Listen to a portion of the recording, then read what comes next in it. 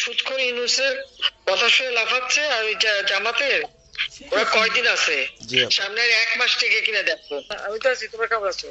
জি আপা, আলহামদুলিল্লাহ। আপা আমার চিনছেন? আমি ছাত্রলীগের যুগ্ম আহ্বায়ক, গোপালগঞ্জ সদরে আপা। হ্যালো হ্যাঁ, আপা, আপনাকে খুব মিস করতেছি আপা। দেশের অবস্থা তো বলো খুবই বলো। আপা, দেশের অবস্থা তো খুবই খারাপ আপা।